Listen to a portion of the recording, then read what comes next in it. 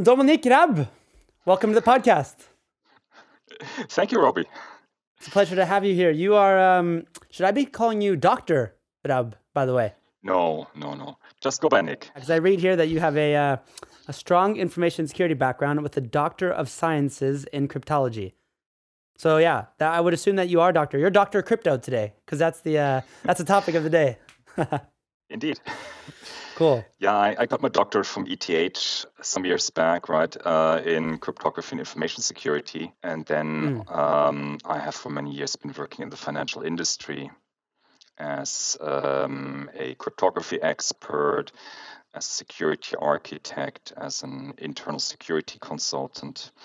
And as of late, I'm CISO, Chief Information Security Officer for Crypto Finance AG. Awesome. What does the company Crypto Finance do? So Crypto Finance is, since about a year ago, part of Deutsche Börse Group.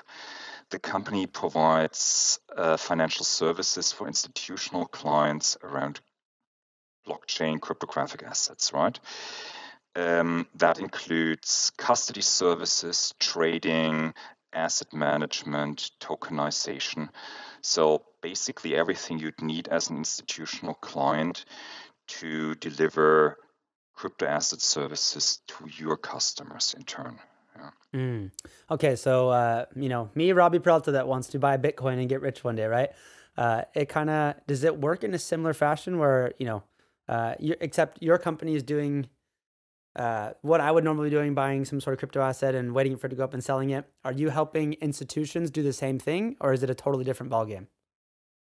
So think about it this way, right? Just as if you were to go and buy stock, if you wanted to buy crypto, you would probably go to a provider, right? To a broker that sells to private customers.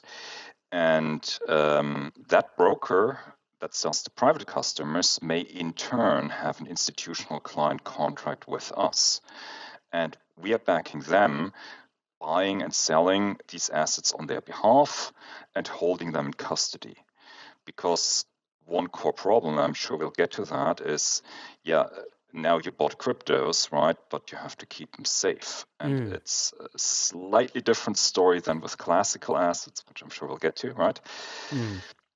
So you want a trusted partner that has expertise in that space and can do that for big asset volumes on an institutional level. And then you can go to your customers with confidence and say, look, if you trade with me, right, I have a secure partner in the background and you're safe with us. Yeah. Okay. Interesting. So if I, as Robby, want to go to, if I want some crypto, I'll just say I'll go to my local Norwegian crypto store. I'll call that Robby's Crypto. So I would go to Robby's Crypto, but Robby's Crypto would go to you as Crypto Finance to help us manage all the complex stuff that we obviously don't have resources. We're just good at marketing at that point, maybe. Exactly. Yeah, cool. Exactly. That's the point. You must be a very stressed man then, because you have a lot of threat actors wanting to get into your wallets, I guess, and very advanced threat actors, and you're responsible for the security of this extremely new and complex world of ours. Is that correctly understood? So yes, we have a lot of threat actors that are targeting us.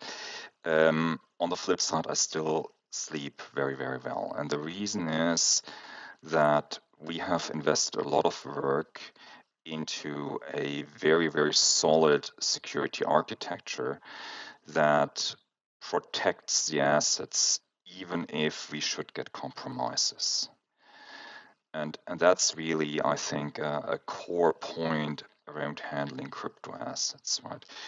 If you look at the crypto asset as in comparison to a classical asset, a classical stock, at the end of the day, well, there's a paper somewhere, right? Really a piece of paper, and it sits in some custodian safe somewhere, right?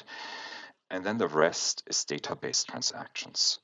So the custodian stores who the papers belong to, and then there's basically the players that have the assets at the custodian, the banks, and or like retail brokers, and they have their customers, and they in turn keep book how much of their customers own, right?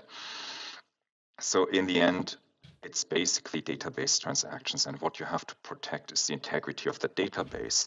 If you can get into that database at your retail broker and you can say, oh, look, I reduce that account by a few and I push my account up, well, then you suddenly stole something, right?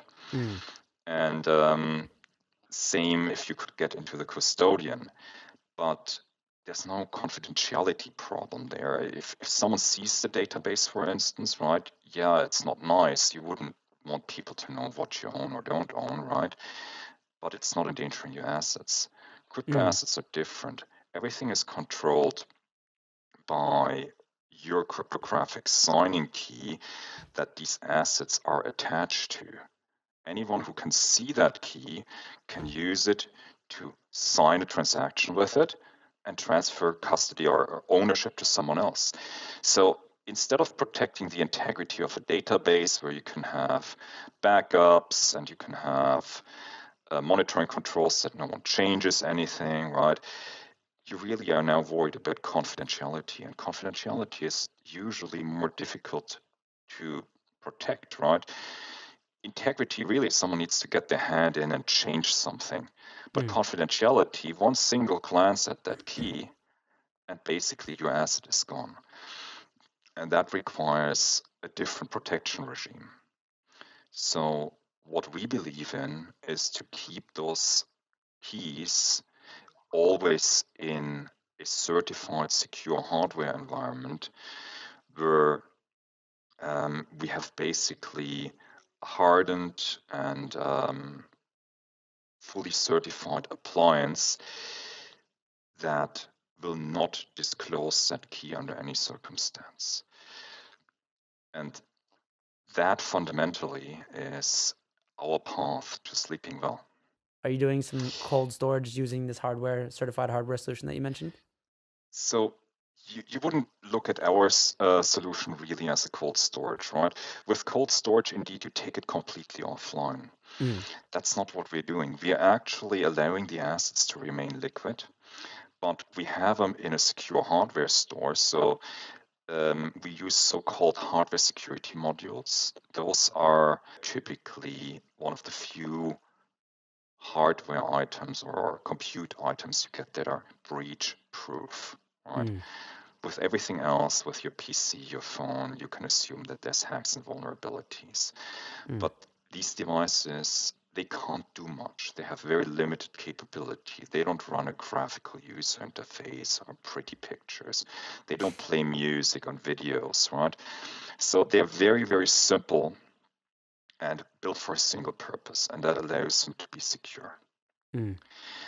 And we use these devices and we generate the keys that manage the assets inside these devices.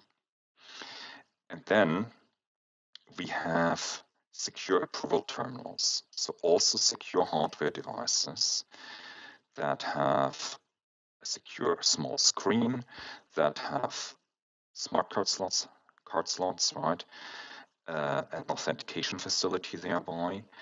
And we set up these cryptographic asset keys in such a way on those secure devices that they will only sign a transaction if at least 2 or even more authorized officers have logged on an approval terminal, authenticated with their card and a PIN, and have authorized that transaction. And all this is cryptographically ensured.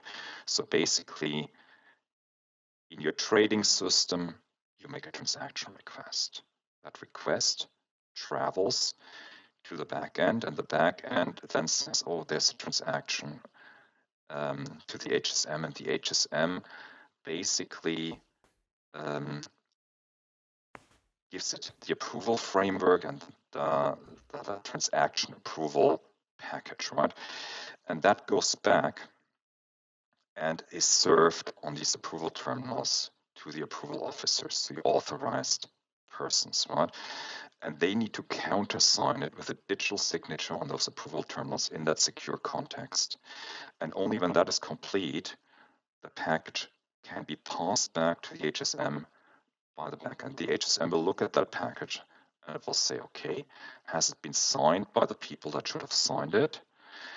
It will also check on timestamps. We also have time delay facilities that can be helpful to guard against extortion, right? Or also, for instance, you still have some time to stop things if the mistake was made.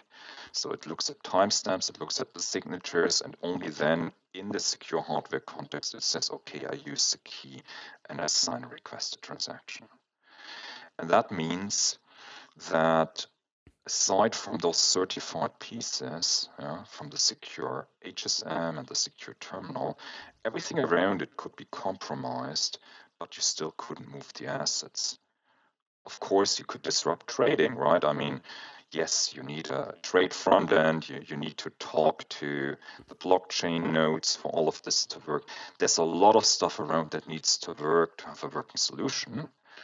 But even if you tamper with that, you will still see the transaction request and where it's supposed to go on that secure terminal. And if the authorized people don't approve it, if they say this is not the destination we want, or if they say we didn't ask for this altogether, right, the funds won't travel.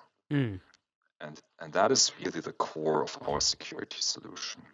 Mm. And I can tell you that anyone who is serious in this market segment operates along similar lines of thought, but usually not quite so rigorously, right? Other market participants, for instance, will rely on mobile phones to do the transaction authorization. And we believe that if you're really dealing in high value assets, that is probably not the way to go. Yeah, can't trust smartphones. For some things, yes, right, but maybe not to move millions, billions, right? Right. So if I've understood correctly, you've made this beautiful, network of people, processes, and technology. So Yes. these transactions are large, I would assume then. Yeah. Yes. So as I said, right, we serve institutional clients. Yeah. So you're not going to come to us and move $10 or 15 euro worth or even €1,000 worth, right? Usually the transactions we're looking at are 5-digit, 6-digit, more, right? Mm. That's what you expect. It's not retail transactions, it's institutional transactions. Yeah. That's why they can afford this level of security then. And we run a trading desk, obviously. So logically how it functions is our traders are there during the day. They bring some funds onto exchanges, right? They will trade against these exchanges on behalf of the customers, right? And at the end of the day, things are being settled. Yeah, so it's they don't just handle every transaction by itself. You let the trading come in, and then at the end of the day, you sort of make these big moves. Exactly. Yeah. Really cool. Really cool. And that the underlying assets there, it could be Bitcoin, it could be Monero, it could be all this different crypto stuff that's on the market these days, right? Dogecoin. We support quite a range of cryptographic assets. I mean, the obvious ones, right? We of course have Ethereum, of course we have Bitcoin. I think we have Dogecoin, we have Solana, we have Cardano, Monero, yeah, I think. Yeah. It's around somewhere between 1 or 2 dozen different assets that we support. Usually the way it goes is clients request something. We're dealing with institutional clients, so if a large client comes on and they have an ask and they can promise us sufficient flow on an asset, we implement. Yeah, right. And I guess you don't have to make any changes to your system or anything. It's just, okay, now we have a new asset and just add it to this already in place It's system. unfortunately not quite as straightforward as that. Okay. There are some assets that are quite painful to maintain, so it's kept our IT teams quite busy to run off the updates and keep the nodes up and running. Yeah, that makes sense because each and every one of these assets has a different underlying infrastructure that you have to that you depend upon, just because that's how it works, right? So what really is the trouble is maintaining the node infrastructure, right? You want an entry point where you can make sure the transactions that you generate can be submitted into the blockchain properly and with a measure of confidentiality. The blockchain in the end is public, of course, right? But that doesn't mean you want to throw your transaction to a public blockchain node. You can get issues with front running and what you do is we run nodes, and that is different for every currency, of course. We then have abstraction layers, of course, to integrate those into the trading systems.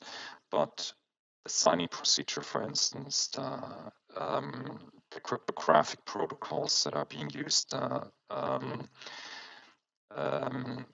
elliptic curves, if they're used, right, or the ciphers, that's a slight bit different for every one of those assets. And that does cause quite some work, right? On a trading side, then on a financial management side, not so much. There, it's standardized, right? Yeah, you have a coin, you can buy it, you can sell it. There's usual order books, right? Wow. How many people do you have that support this this operation? So we are altogether around 120 people. Wow. With most of us are here in Switzerland and in Zurich. And then we have a small team building up a branch for us in Germany. Because, as I told you, right, we've been the majority stake has been bought by Deutsche Börse not too long ago, and there are of course plans to, with our mother house, build a big crypto trading, digital asset trading facility where we are aiming to run market making and custody services. So I want to go more into the threat landscape, like your adversaries. I'm just thinking of Lazarus Group. You know, these there's been a lot of big heists, as you're aware of. When those sort of things happen, what goes on in your head when one of those big heists happen? Well, when I see something like this, I always try to learn more about the TTPs, right? So you know their operating model, their procedures, because we fundamentally believe that the solution we've designed is well designed, defends us very well, but it's always good to validate against attacks that have happened elsewhere, right? So you look at it, you see what you go through in your head, or possibly even with colleagues, right? What would have happened in our environment if we had this type of an attack? And then you want to see that you reliably have at least one, better 2 or 3 controls where you say, yeah, we would have caught them here, here, and here, and they wouldn't have gone through, right?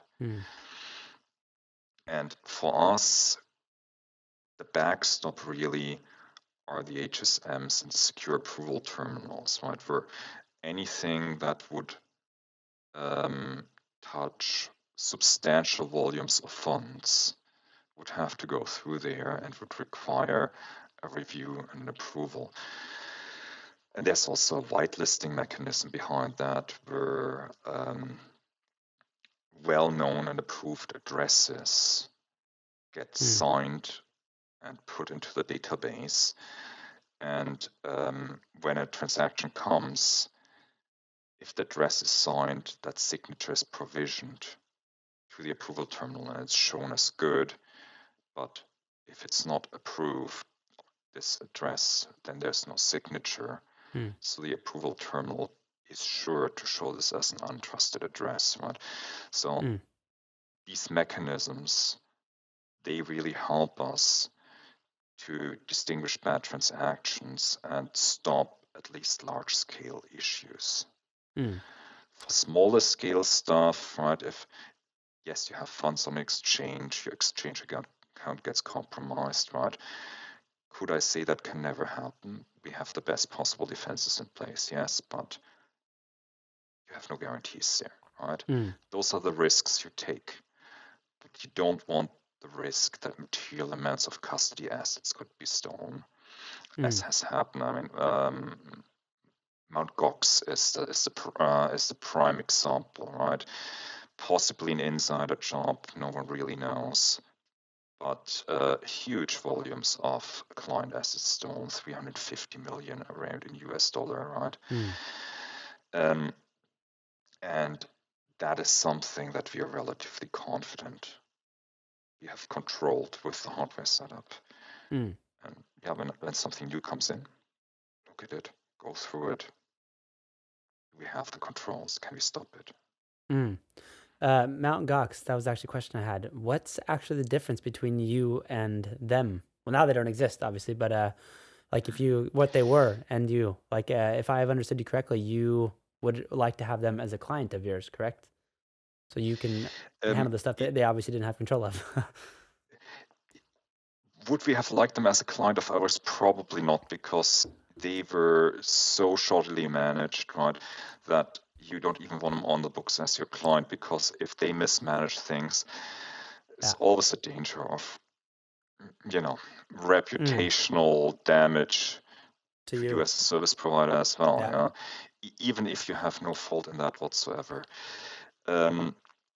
But yeah, the key difference is they didn't have good control over their asset keys. So the cryptographic private keys that basically are attached to the cryptographic assets that you need to sign for transfer, right?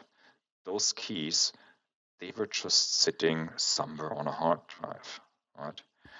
And as a result, someone could come in, grab the keys, and transfer the assets out. And as I said earlier, right, one look is enough. They don't need to manipulate anything there. They just need to see it, and that's it, right? You lose a backup drive, or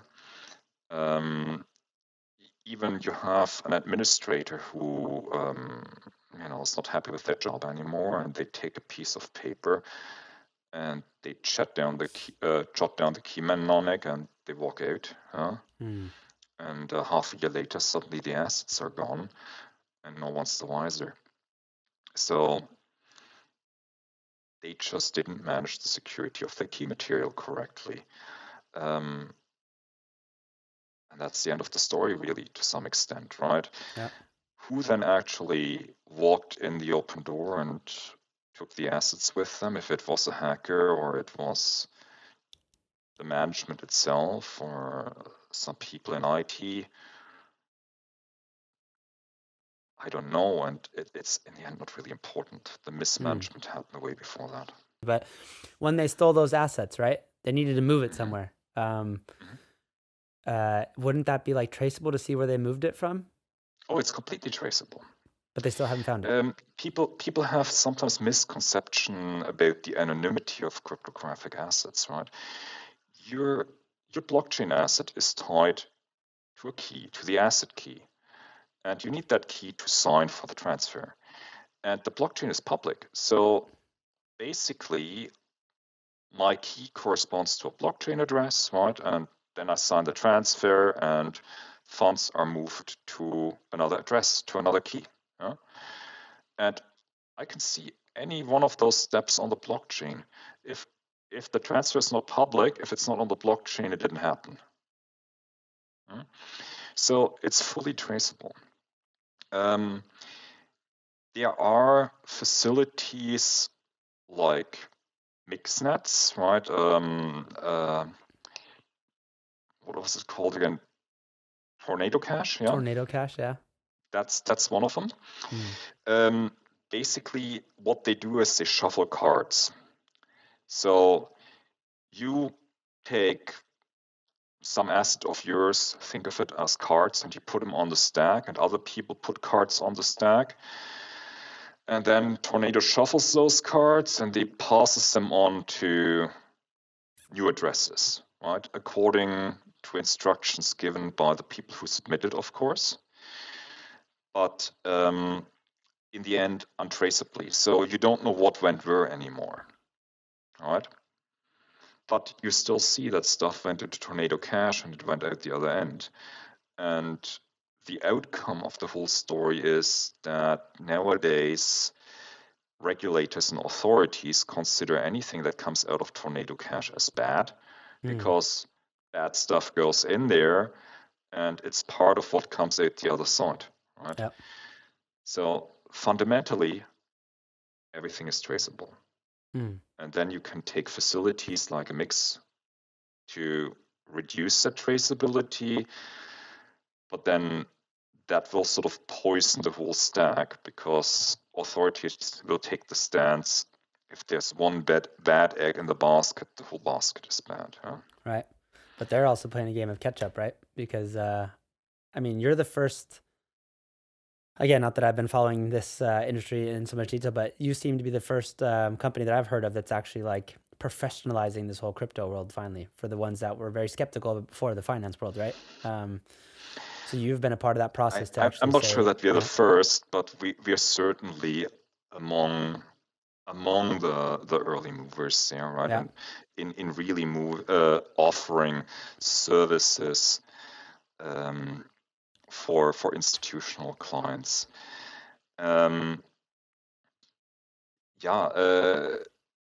It's for the big institutionals, it's still a new topic, right? The big banks are still cautious. They want to get exposure for their clients, for their wealth management clients, also to some extent for their individual clients. Maybe mid-long term, they want to also bring funds and other products onto such assets, right?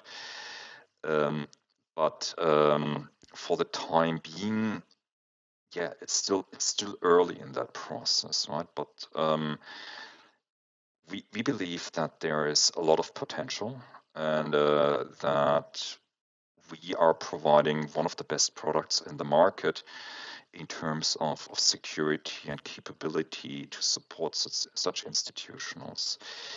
And you can definitely see that over the last years, interest here has increased a lot, right?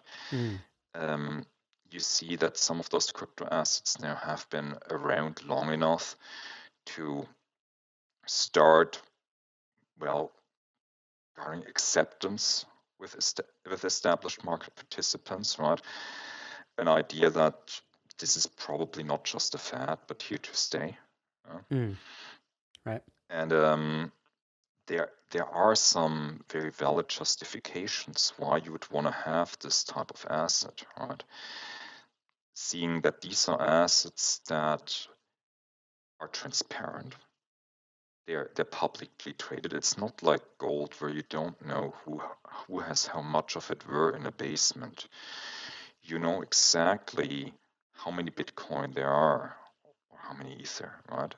You don't know necessarily who owns them, but you can certainly see clusters. You can see which asset keys own them, right?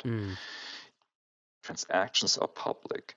It's much harder to manipulate these assets in a basement out of sight. I'm not saying you can't manipulate them. Of course you can, especially if you have a lot of funds, right? But you will do it in public. It's not a situation where an individual government can make a decision and basically take away your assets or your wealth. At least not easily. They can't just go to a bank and say, these accounts, give it to me, right? They need to get to the asset keys, which in all likelihood they don't have. And that's also a place where we're well positioned, right? We're in Switzerland, we're in a neutral country, in a country that protects the property rights of clients very well. So that also offers a measure of protection against, for instance, government claims that may not be justified, right? Nick, you have a really, really cool job. I have so many questions for you, like the politics of this all. Like there's a show in Norway called Exit, and it's about these like finance guys that are crazy, living the finance life, doing drugs and hiding their money. Basically, they're like rich people, and they're using. And right now in this current season, they're talking about using crypto to hide their assets, and they're like, it's all unregulated and it's all just a wild, wild west, which obviously is not true. But that's fortunately not true anymore. No. Yeah. You see, of course, right, as new territories opened up, there's always a bit of a Wild West, right? And I won't deny that crypto was a Wild West for many years. But one of our strengths is that we are a regulated institution. Why? I mean, everyone who knows the market in the area have seen, the events of recent months, right? With FTX collapsing. FTX in particular is a prime example, right? Because there are strong indications that they did not manage customer custody assets correctly. So customers bought assets, they kept them at FTX for safekeeping, right? And FTX most likely reached into customers' pockets and took their funds and did untoward things with that. Yeah. Well, that's why we emphasize actually that we are a regulated institution, right? You don't just have to take our word for it that we're not doing it. We have a regulator that comes into the house and audits us. We have regular audit reports, and custody is looked at in detail, right? And it's not just a promise, but a well-audited fact that our custody assets are segregated from company funds and kept securely on behalf of clients, right? And that's exactly, I think, what you as an institutional client want these days. And you also want a guarantee that fundamental regulation is adhered to, right? That embargo laws are respected, that anti-money laundering controls are properly executed. And as a regulated institution, we do all that, and it's audited and controlled, right? So our customers can have a good level of comfort that when they trade through us, and if they do custody with us, it's secure and legal.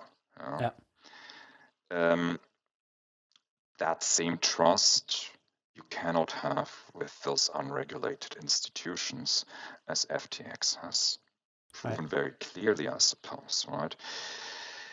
And yes, there's a balance there, right? On the one hand, crypto is attractive because to some extent you can say, okay, if I have a fishy government where I live, right? I live in a state that is known for frequent currency reforms, like Argentina, for instance, right? Where they basically pocket your savings to prop up state finances. Then if you invest into crypto, that is removed from the immediate access of such a government. On the flip side, although you don't want to go to a completely unregulated scenario where every criminal can do they want, right? Yeah. And I think for the time being, the balance is actually not bad. The regulatory pressure is increasing, and that is somehow not wrong, right? Because these these issues that exist with illegal abuse, they must be addressed. But then it's still not, the values are still not in full administration of single entities, right? So it's not like you can easily go and impound someone's assets. Your next, 2 years, what's in the pipeline? What do you predict to happen? Do you have any closing thoughts? / next time we talk on the podcast, what are we going to talk about? Well, I certainly think and hope that the current slump in the digital asset space will alleviate, right? I think there are good reasons and good propositions why it would alleviate, because those are still attractive assets. I think the switch to proof of stake on Ethereum, for instance, could be a very good story. They've managed it a bit poorly maybe to date, but per se, I think that is a good thing. And we as a company, we are looking forward to building cool stuff together with Deutsche Börse, building a real institutional offering, building marketplaces, right? So we're keen to welcome institutional clients onto those marketplaces and onboard with us, and have everyone profit from those markets and the opportunities there. Well, I hope that stock price of Deutsche Börse went down with the rest of the bank, so I can go in and buy right now, since you guys are part of it. I have belief in it. Well, you couldn't buy us because we are 60% held by Deutsche Börse, and the rest is in private ownership. It's not publicly traded. But at the moment, markets are still unstable on so many levels, right? From a security perspective, we will just try to further improve our solution. I think we have a very good foundation. You know a CISO's job, right? It never ends. I mean, you're happy if you have a very good core foundation, but then you have so many client devices, so many servers, you have an RBAC model to manage. So work doesn't run out, right? We have every day, we finish something and there's still 100 other things that we can improve. But our ambition is to offer secure services to our clients, and I think we'll be delivering some cool stuff together with Deutsche Börse over the course of the year. And I'm looking forward to a lot more interesting client conversations there, even if they can be a bit lengthy with 300 questionnaires sometimes. But it's still good to have them, Yeah. Well, Dr. Raub, no pressure. It's not like the whole future of the financial industry is on your shoulders or anything, but sleep well at night. Thank you so much for sharing your expertise and knowledge with us here today. And I am really looking forward to our next conversation. So until then, take care. Thank you very much. Robby, it has been a real pleasure. Bye-bye.